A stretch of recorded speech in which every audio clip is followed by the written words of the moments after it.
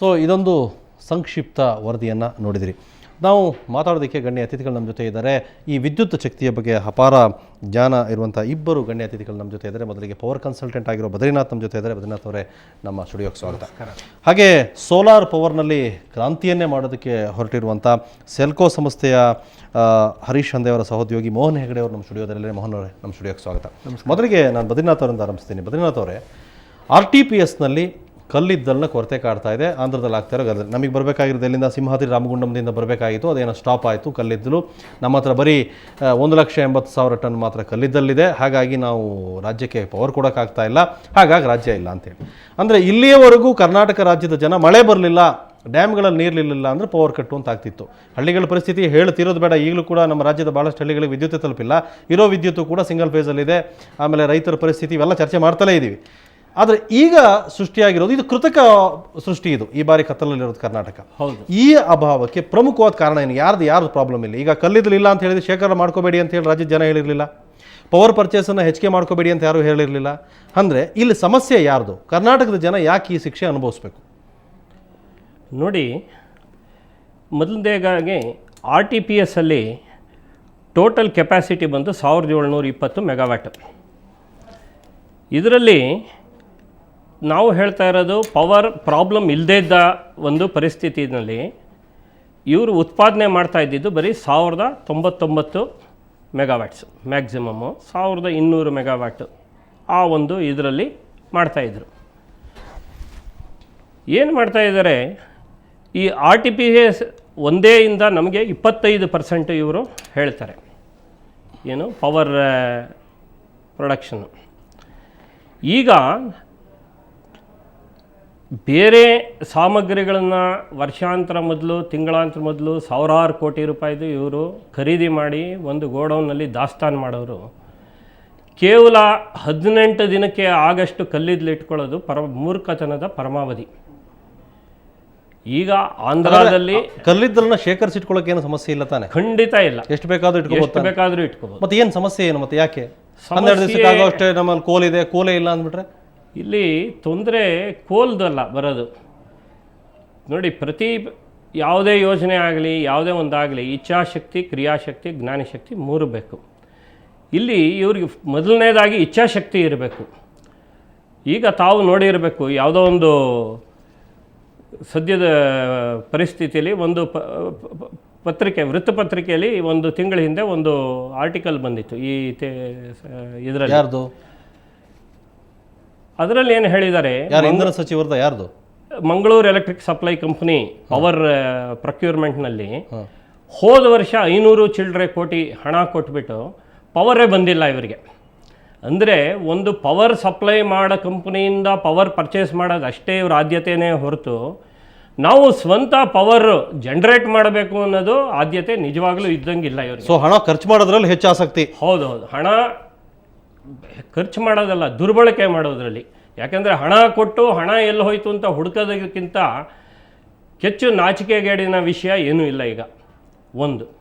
ಎರಡನೇದು, ಒಬ್ಬ ವೃತ್ತಪತ್ರಿಕೆಯವರು ಒಂದು RTIನಲ್ಲಿ ಆ ಮಾಹಿತಿ ತಗೊಂಡು ಪತ್ರಿಕೆಯಲ್ಲಿ ಹಾಕೋ ತನಕ ರಾಜ್ಯ ಜನಕ್ಕೆ 500 ಕೋಟಿ ಚಿಲ್ಲರೆ, ಅಂದರೆ 500 ಕೋಟಿ ಕಡಿಮೆ ಅಲ್ಲ, ಅದು Mangaluru electric supply company one of the best Indian electric distribution ಕಂಪನಿನಲ್ಲಿ ಇವರು ಈ ಥರ ಮಾಡ್ಬೋದು. ಅಂದರೆ ಬೇರೆ ಎಲೆಕ್ಟ್ರಿಕ್ ಡಿಸ್ಟ್ರಿಬ್ಯೂಷನ್ ಕಂಪನಿಗಳಲ್ಲೂ ಇವರು ಹುಡುಕಬೇಕಾಗತ್ತೆ ಎಲ್ಲೆಲ್ಲೇನೇನು ಅಂತ. ಇದು ಒಂದು. ಎರಡನೇದೇನಾಗತ್ತೆ, ಇವಾಗ ಈ ತೆಲಂಗಾಣ ಏನು ಆಂಧ್ರ, ನನ್ನ ಬೇಸಿಕ್ ಪ್ರಶ್ನೆ ಏನಪ್ಪ ಅಂತ ಹೇಳಿದ್ರೆ, ಕರ್ನಾಟಕ ರಾಜ್ಯ ಯಾವುದಕ್ಕೂ ಕೊರತೆ ಇಲ್ಲ, ಸಮೃದ್ಧವಾಗಿದೆ. ನಿಮ್ಮ ಮಳೆ ಬೆಳೆ ಬಂದಿದೆ, ಎಲ್ಲ ಡ್ಯಾಮಲ್ಲೂ ನೀರಿದೆ. ಹೌದು. RTPS ಒಂದು ವಿಚಾರ ಇಟ್ಕೊಂಡು ಕರ್ನಾಟಕದಲ್ಲಿ ನಾವು ಕರೆಂಟ್ ಕೊಡೋಕ್ಕಾಗಲ್ಲ ಅಂತ ಹೇಳ್ತಾ ಇದ್ದೀವಿ. ಹೌದು. ಕರ್ನಾಟಕದ ವಿಚಾರಕ್ಕೆ ಬಂದರೆ, ಈಗ OPEC ಅನ್ನು, ಈ ವಿಶ್ವದ ಆಯಿಲ್ ಕನ್ಸ್ಯೂಮ್ ಮಾಡೋ ಯಾವ ದೇಶಗಳು ಆಯಿಲ್ ಕೊಡಲಿಲ್ಲ ಅಂದರೆ, ಅಮೆರಿಕದ ದೇಶ ನಾವು 10-20 ವರ್ಷ ಹಂಗೆ ನಡೆಸ್ತೀವಿ, ನಮ್ಮ ಹತ್ರ ಸ್ಟಾಕ್ ಇದೆ ಅಂತ ಹೇಳ್ತಾರೆ. ಅಂತ ಅಮೆರಿಕದ ಗಮನ ಸೆಳೆದಿರೋ ರಾಜ್ಯ ನಮ್ಮದು ಕರ್ನಾಟಕ, ಅದರಲ್ಲೂ ಎಸ್ಪೆಷಲಿ ಬೆಂಗಳೂರು. ಇಲ್ಲಿ ಕರೆಂಟೇ ಇಲ್ಲ ಅಂದರೆ ನಾವು ಎಷ್ಟರ ಮಟ್ಟಿಗೆ ಅಭಿವೃದ್ಧಿ ಹೊಂದಿದ್ವಿ? ನಮ್ಮ ಅಭಿವೃದ್ಧಿ ಅಂದರೆ ಏನು? ಹಾಗಾದರೆ ಏನು ಅಭಿವೃದ್ಧಿ? ಎಲ್ಲಿ ಅಭಿವೃದ್ಧಿ? ಯಾವ ಥರದ ಅಭಿವೃದ್ಧಿ? ನಮ್ಮಲ್ಲಿ ನಾವು ನೀವು ಕರೆಂಟನ್ನೇನು ಹಿಡಿದಿಟ್ಕೊಳ್ಳೋಕ್ಕಾಗಲ್ಲ. ಕಲ್ಲಿದ್ದಲನ್ನ ಇಟ್ಕೋಬೋದಾ? ಖಂಡಿತ. ಆದರೆ ಇರೋ ಘಟಕಗಳೇ ಕೆಲವು ಕೆಲಸ ಮಾಡ್ದಲೇ ಅದನ್ನು ಮಾಡ್ತಾ ಇಲ್ಲ. ಬಹುಶಃ ಅದನ್ನು ನಿಲ್ಲಿಸೋ ಪರಿಸ್ಥಿತಿ, ಅಸಹಾಯಕತೆ ವ್ಯಕ್ತಪಡಿಸ್ತಾ ಇದ್ದಾರೆ ಇದನ್ನು ನಡೆಸೋರು ಅಂತ ಹೇಳಿದರೆ ಯಾರ್ದು ಸಾಮಾನ್ಯರ ತಪ್ಪ ಇದು? ರೈಟ್. ಇದು ನಿಮ್ಮ ಜೊತೆ ಮಾತಾಡ್ತೀನಿ. ಅದಕ್ಕೂ ಮೊದಲು ಮೋಹನ್ ಹೆಗ್ಡೆ ಅವರೇ, ತಾವು ಒಂದು ಕ್ರಾಂತಿನೇ ಮಾಡಕ್ಕೆ ಹೊರ್ತೀರಿ ಸೋಲಾರ್ ಪವರ್ ಸಿಸ್ಟಮಿಂದ. ಅಮೆರಿಕನು ಕೂಡ ಅದಕ್ಕೋಸ್ಕರ ಸಿಕ್ಕಾಪಟ್ಟೆ ಹಣ ಖರ್ಚು ಮಾಡ್ತಾ ಇದೆ. ಸೋಲಾರ್ ಪವರ್ ಬಿಟ್ಟರೆ ಮುಂದಿನ ನಮ್ಮನ್ನು ಈ ಪರಿಸ್ಥಿತಿಗಳು, ಈ ರೀತಿ ಮ್ಯಾನೇಜ್ಮೆಂಟ್ಗಳು ನೋಡಿದರೆ ಬಹುಶಃ ಎಲ್ಲರೂ ಕತ್ಲೆಯಲ್ಲಿ ಇರಬೇಕಾಗ್ಬೋದು ಅಂತೇಳಿ. ಸೊ ಟೋಟಲ್ ಈ ಪವರ್ಗೆ ನಿಮ್ಮದು ಆಲ್ಟರ್ನೇಟ್ ಆಗುತ್ತೆ ಅಂತ ನಿಮ್ಗೆ ಅನ್ಸುತ್ತಾ? ನಮ್ಮ ವ್ಯವಸ್ಥೆಯನ್ನು ನಾವು ಅದಕ್ಕೆ ಸರಿಯಾಗಿ ಟ್ಯೂನ್ ಮಾಡ್ಕೊಳ್ಬೇಕು. ಹೇಗೆ ಅಂತಂದರೆ, ದೊಡ್ಡ ದೊಡ್ಡ ವ್ಯವಸ್ಥೆಗೆ ಸೋಲಾರ್ ದುಬಾರಿ ಅಂತ ಅನಿಸ್ಬಹುದು, ಆದರೆ ಯಾರಿಗೆ ಬೆಳಕು ಬೇಕು ಇವತ್ತು? ಎಷ್ಟೇ ಪವರ್ ಕಟ್ ಮಾಡಿದರೂ ಮೊದಲು ಪವರ್ ಕಟ್ ಆಗೋದು ಹೆಚ್ಚಿನ ಭಾಗ ಹಳ್ಳಿಯಲ್ಲಿರುವ, ಗ್ರಾಮೀಣ ಪ್ರದೇಶದ ಅತ್ಯಂತ ದೂರದಲ್ಲಿರುವ ಸಾಮಾನ್ಯವಾಗಿ ಅವರಿಗೆ ನಷ್ಟ ಆಗತ್ತೆ. ಸಿಟಿಯಲ್ಲಿ ನಾವು 2 ತಾಸು ಮಾತ್ರ ಕಟ್ ಮಾಡ್ತೀವಿ, ಹಳ್ಳಿಯಲ್ಲಿದ್ದವರಿಗೆ ಅಷ್ಟು ಕಟ್ ಮಾಡ್ತೀವಿ. ನಾವು ಅವರ ಆದ್ಯತೆಯನ್ನು ಗಮನಿಸಿದರೆ ನಿಜಕ್ಕೂ ಅವರಿಗೆ ನ್ಯಾಯ ಕೊಡಬೇಕಾದದ್ದನ್ನು ಕೊಡಿಸಬಹುದು. ಅದಕ್ಕೆ ನಮ್ಮ ದೂರದರ್ಶಿತ್ವ ಬೇಕು. ಇದು ಪ್ರತಿ ವರ್ಷ ಇರುವ ಸಮಸ್ಯೆ. ಈ ವರ್ಷ ಇದು ಅಕ್ಟೋಬರಿಗೆ ಬಂದಿರಬಹುದು, ಅಲ್ಲದೇ ಇದ್ದರೆ ಇದು ಜನವರಿಯಲ್ಲಿ ಬರ್ತಿತ್ತು. ಮುಖ್ಯ ಕಾರಣ ಯಾವುದು? ನಾವು ಅತಿಯಾಗಿ ಒಂದು ವ್ಯವಸ್ಥೆಯ ಮೇಲೆ ಅವಲಂಬಿತರಾದದ್ದು. ಅದು ನೀವು ಹೇಳಿದಂತೆ ಕಲ್ಲಿದ್ದಲು ದಾಸ್ತಾನು ಮಾಡುವುದಕ್ಕೆ ಒಂದು ರಾಜ್ಯಕ್ಕೆ ಅಷ್ಟು ದೊಡ್ಡ ಸಮಸ್ಯೆ ಆಗಲಾರದು. ಅದನ್ನು ಸರಿಯಾದ ವ್ಯವಸ್ಥೆಯಲ್ಲಿ ದಾಸ್ತಾನು ಮಾಡ್ಕೊಳ್ಬೇಕಿತ್ತು. ಮೇಂಟೆನೆನ್ಸ್ ಮಾಡಬೇಕಾದ ನಮ್ಮ ಮಹತ್ವಪೂರ್ಣವಾದಂತಹ RTPS ಇರ್ಬೋದು ಅಥವಾ ಇನ್ನೊಂದು ಯಾವುದೇ ಇರ್ಬೋದು, ಅದರ ಸಮಸ್ಯೆಯನ್ನು ನಾವು ಮೊದಲೇ ಮಾಡ್ಕೊಳ್ಬೇಕು. ನಾವು ಈ ವರ್ಷ ಒಂದು ಕಡೆ ಹೇಳ್ತೀವಿ ನಮಗೆ ಮಳೆ ತುಂಬ ಚೆನ್ನಾಗಾಗಿದೆ ಅಂತ, ಇನ್ನೊಂದು ಕಡೆ ಹೇಳ್ತೇವೆ ನಮಗೆ ಪವರ್ ಕಟ್ ಅನಿವಾರ್ಯ ಅಂತ. ಇದು ಶುದ್ಧ ನಮ್ಮ ಅಸಹಾಯಕತೆಯ ಪ್ರತೀಕ. ಸೋಲಾರ್ ವ್ಯವಸ್ಥೆಯಲ್ಲಿ ಹೇಗೆ ಇದನ್ನು ಪರಿಹಾರ ಮಾಡಬಹುದು ಅಂದರೆ, ಗ್ರಾಮೀಣ ಪ್ರದೇಶದಲ್ಲಿ ಎಲ್ಲಿ ನಿಜವಾಗಿ ಅದರ ಅನುಕೂಲತೆಯನ್ನು ನಾವು ಮಾಡಬಹುದು ಅದನ್ನು ಪ್ರಥಮ ಆದ್ಯತೆಯಾಗಿ ಸ್ವೀಕರಿಸಬೇಕು. ತಾವೇನು ಹೇಳ್ತೀರಿ? ತಾವು ವೈಯಕ್ತಿಕವಾಗಿ ನೀವೇ ಮಾಡ್ಕೊಳ್ಳಿ ಅಂತ ಹೇಳ್ತಾ ಇದ್ದೀರೋ ಇದನ್ನು, ಸೋಲಾರ್ ವ್ಯವಸ್ಥೆಯನ್ನು, ಅಥವಾ ಸರ್ಕಾರ ಇದನ್ನೇನಾದ್ರು ಮಾಡಿ ಅಂತ ಹೇಳ್ತಾ ಇದ್ರು, ಜನಕ್ಕೆ ಒದಗಿಸೋದಕ್ಕೆ ಒಂದು ಪರ್ಯಾಯ ವಿದ್ಯುತ್ ಶಕ್ತಿ ವ್ಯವಸ್ಥೆ ಮಾಡ್ಕೊಳ್ಳಿ ಅಂತ ಹೇಳ್ತಾ ಇದ್ರು? ಸರ್ಕಾರ ಇದಕ್ಕೆ ನೆರವು ಕೊಡಬೇಕು. ಸೋಲಾರ್ ವ್ಯವಸ್ಥೆ ಒಂದು ಸ್ವಾವಲಂಬಿ ವ್ಯವಸ್ಥೆ. ಅವರ ಮನೆಯೇ ಗ್ರಿಡ್, ಅದಕ್ಕೆ ಅವರವ್ರ ಮನೆಯೇ ಗ್ರಿಡ್. ಇದಕ್ಕೆ ತಕ್ಕ ಜ್ಞಾನ ಕೊಡಬೇಕು, ಇದಕ್ಕೆ ತಕ್ಕ ಬೆಂಬಲ ಕೊಡಬೇಕು, ಅವರಿಗೆ ತಕ್ಷಣ ಅದರ ಅನಿವಾರ್ಯತೆಯನ್ನು ಪರಿಹರಿಸುವಂಥ ವ್ಯವಸ್ಥೆಯನ್ನು ಮಾಡಿಕೊಡ್ಬೇಕು. ಇದು ಸಾಧ್ಯತೆ ಇದೆ, ಇದನ್ನು ಮಾಡಬೇಕು, ಗ್ರಾಮೀಣ ಪ್ರದೇಶಗಳಲ್ಲಿಯೇ ಮಾಡಬೇಕು. ರೈಟ್. ಇದಕ್ಕೆ ಬೇಸು ಅಮೆರಿಕದಂಥ ದೇಶ ಇದಕ್ಕೆ 100 ಕೋಟಿ ಹಣ ಖರ್ಚು ಮಾಡಿ ಹೇಗೆ ಸೂರ್ಯನ ಶಕ್ತಿಯಿಂದ ನಾವು ಕರೆಂಟನ್ನು ಹಿಡಿದಿಟ್ಕೋಬೋದು ಅಂತ ಹೇಳಿ. ಮುಂದಿನ ದಿನಗಳಲ್ಲಿ ಇವೆಲ್ಲ ನೈಸರ್ಗಿಕವಾಗಿ ಸಿಗೋದೆಲ್ಲ ಇಲ್ದಲೇ ಆಗ್ಬೋದು. ಒಂದು ದಿವಸಕ್ಕೆ ಏನೋ ನೀರಿನ ಸಮಸ್ಯೆಗಳಿಂದ, ಕುಡಿಯೋ ನೀರಿಗೆ ಸಮಸ್ಯೆ, ಇಲ್ಲ ವಿದ್ಯುತ್ ಶಕ್ತಿ ಸಮಸ್ಯೆ, ಅನೇಕ ಸಮಸ್ಯೆಗಳು ಸೃಷ್ಟಿಯಾಗ್ಬೋದು. ಸೋಲಾರ್ ಪವರ್ ನಮಗೆ ಫ್ರೀಯಾಗಿ ಸಿಗ್ತಾ ಇದೆ, ಅದನ್ನು ಹೇಗೆ ಉಳಿಸಿ ನಾವು ಬಳಕೆ ಮಾಡ್ಕೋಬೋದು ಅನ್ನೋದ್ರ ಬಗ್ಗೆ ಚರ್ಚೆ ನಡೀತಾ ಇದೆ. ಅದು ನಮ್ಮ ರಾಜ್ಯದಲ್ಲಿ ಯಾಕೆ ಮಾಡೋಕ್ಕಾಗ್ತಾ ಇಲ್ಲ? ಇದ್ರ ಬಗ್ಗೆ ಯಾವತ್ತಾದ್ರೂ ಏನಾದರೂ ಯೋಚನೆ ಮಾಡಿದಾರಾ? ಈಗ ನಮ್ಮ ರಾಜ್ಯದಲ್ಲಿಯೂ ಹಾಗೆ ನೋಡಿದರೆ ಇಡೀ ಭಾರತದಲ್ಲಿ ಕರ್ನಾಟಕದಲ್ಲಿಯೇ ಸೋಲಾರ್ ವ್ಯವಸ್ಥೆಯನ್ನು ಅತಿ ಹೆಚ್ಚು ಬಳಸ್ತಾ ಇರುವಂಥ ಒಂದು ದೇಶ, ರಾಜ್ಯ ಇದು. ಆ ನಿಟ್ಟಿನಲ್ಲಿ ನಾವು ಮುಂದಿದ್ದೇವೆ ಸೋಲಾರ್ ವ್ಯವಸ್ಥೆಯನ್ನು ಅಳವಡಿಸಿಕೊಳ್ಳುವುದರಲ್ಲಿ.